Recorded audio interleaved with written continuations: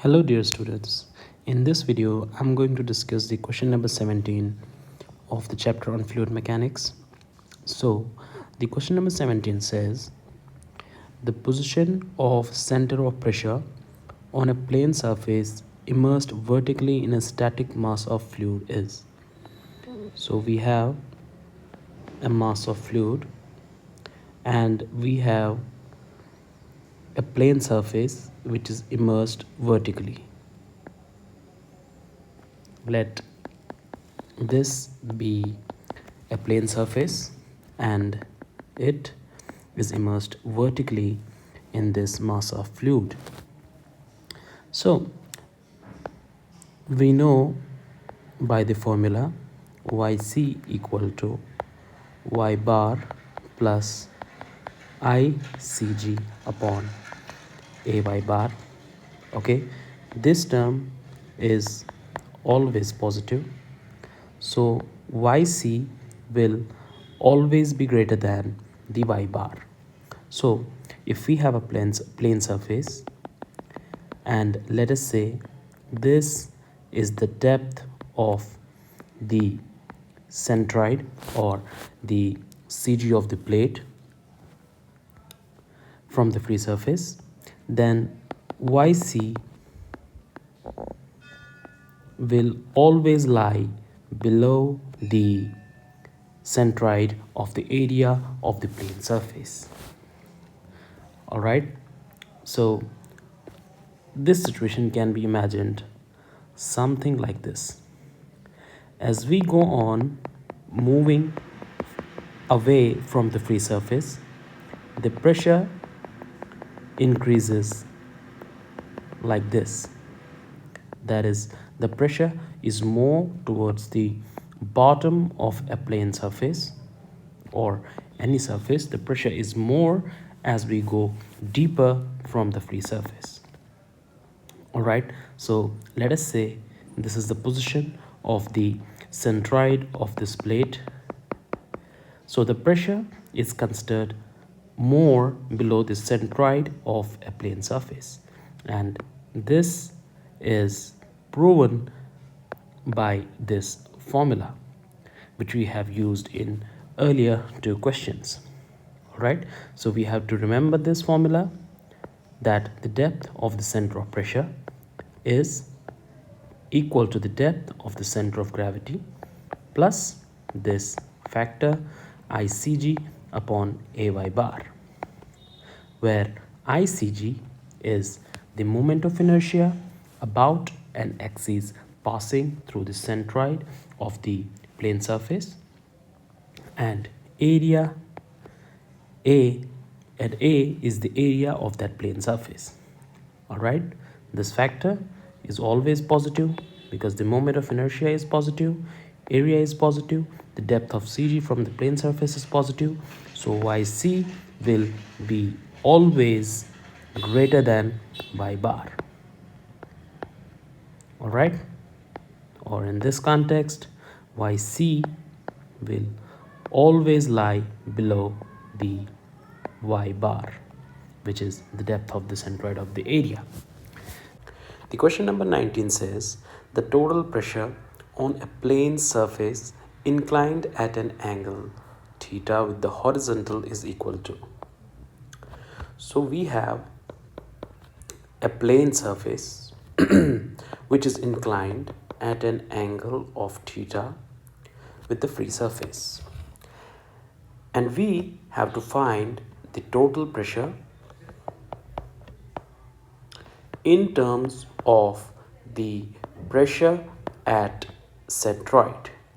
All right, we have to express total pressure in terms of the pressure at the centroid of this plane surface. All right, so this question is basically a test for the basics, very simple yet a little complicated. So we know that we have a plane surface Let us say this is the plane surface of any shape. All right, let us assume that this is the shape of this plane surface inclined at an angle theta with the free surface. All right, so the total force on this plane surface equals the sum of forces on the infinitesimally small areas on this plane surface. All right, so the total force on this surface, on this plane surface, which looks something like this, because as we go deeper from the free surface, the pressure intensity varies like this.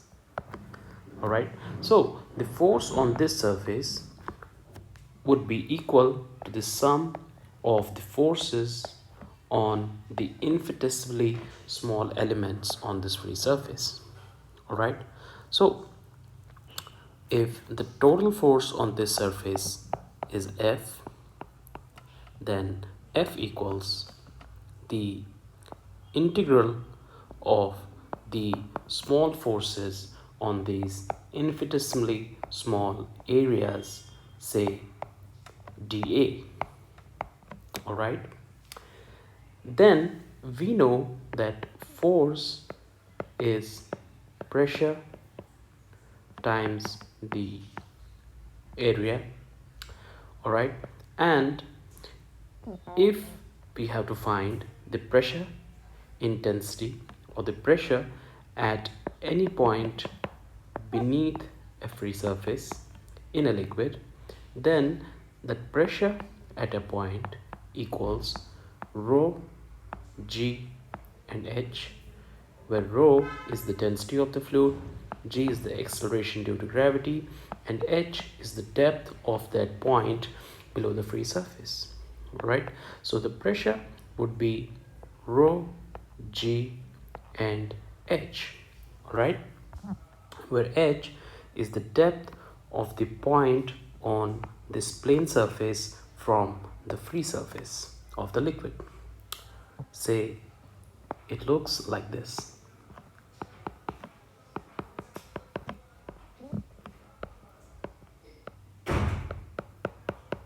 All right, let us take any point on this free surface. Say this is the point, then h is the depth of this point on this free surface. All right, times the area. So we are basically finding this infinitesimally small force dF. So this infinitesimally small force equals the pressure times area, that is the small area dA. So dF is rho g h times dA. Let us say that the distance of this point from the free surface along the plane of the surface is y. All right, and theta is the inclination of this plane surface with the horizontal or the free surface. Then h equals y sine theta. All right, so dF equals rho g and y sine theta times dA. Now, to find out the total force on this plane surface, that would be equal to the summation of these small forces, which equals the summation rho g y sine theta times dA. All right, now the intent of this question is to express the total force on this plane surface in terms of the force on the centroid of this area. right? Say C is the centroid. Then let us say the depth of centroid from the free surface is h bar, and the distance along the plane of the plate from the free surface is y bar. All right, now let us express h bar in terms of y bar, which is y bar sine theta. All right, now let us take the moment of this area along the plane of the surface about this point. Say this is O. So the area of the plane surface given in the question is A. So the moment of area would be moment of area about O, all right, would be A times the y bar. All right,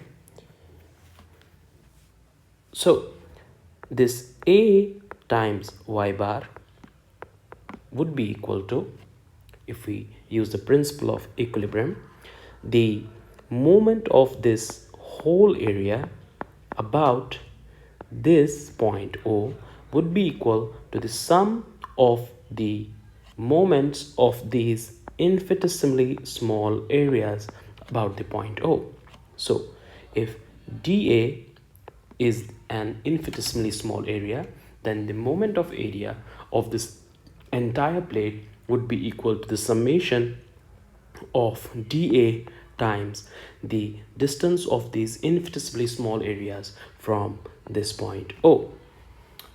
All right, so integral dA times y, or integral y dA, is expressed in terms of the distance of the centroid of this area. All right, so we have arrived at the force on this plane surface as integral rho g y sine theta times the dA. All right, so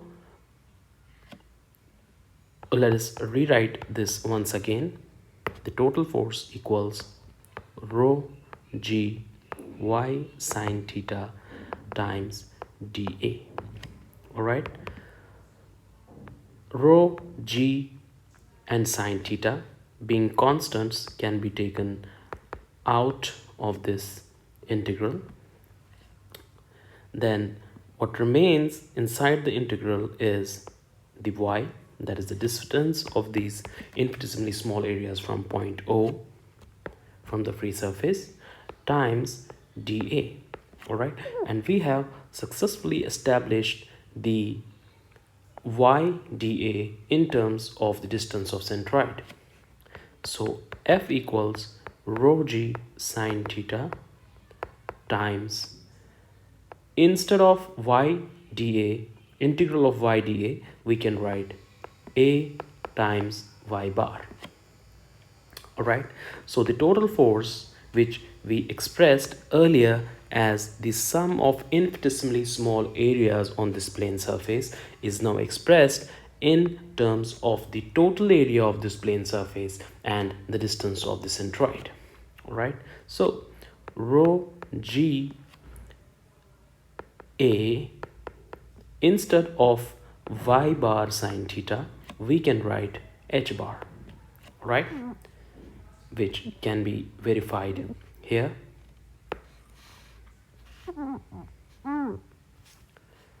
Because y bar sine theta, which is the distance along the plane of the surface from the free surface,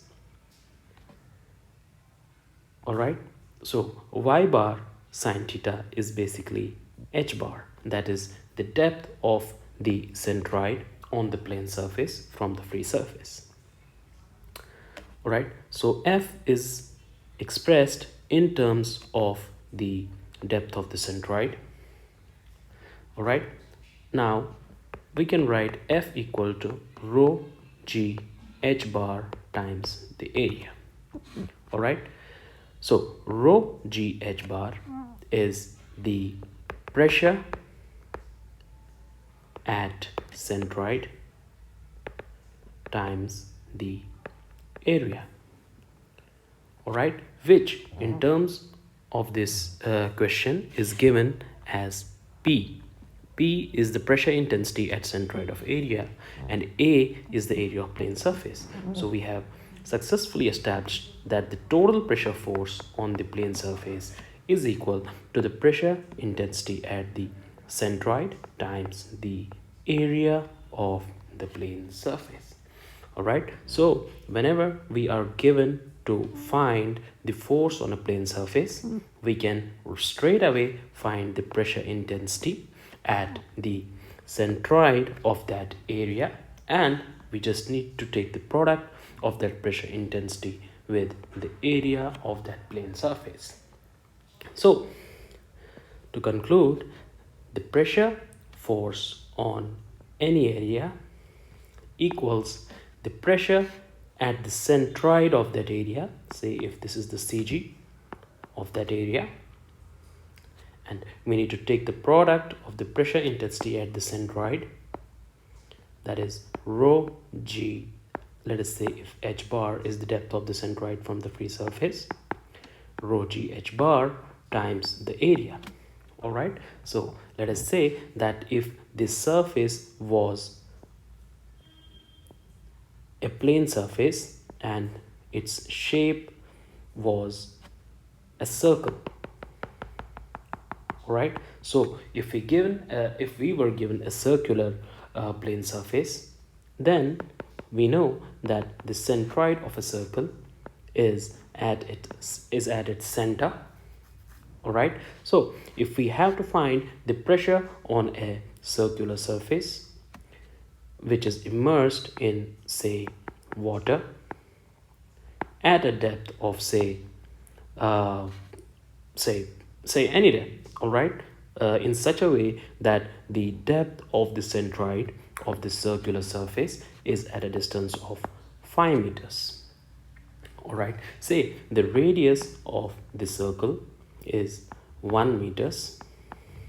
All right, then we can say that the total force or the pressure force on this circular surface is the pressure at the centroid of the circular surface times the area. All right, the pressure at the centroid would be equal to rho g h is 5 meters times the area is pi r squared. Okay, so we know that rho for water is 1000 kgs per meter cube and g is 9.81 meter per second square times pi r square. If we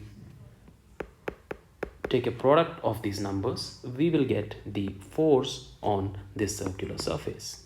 All right, so this is a simplified method to find the pressure on any plane surface, and it's most useful to use for plane surfaces which are, say, geometrical in nature, simple geometrical in nature. Maybe it could be a circle, a rectangle, or a square surface. All right, so the right answer to this question would be PA. All right, the product of the pressure intensity at the centroid and the area of that plane surface. All right, so the total pressure or the total pressure force on a plane surface equals the pressure intensity at the centroid of that area and the product and its product with the area of the plane surface. Thank you for watching.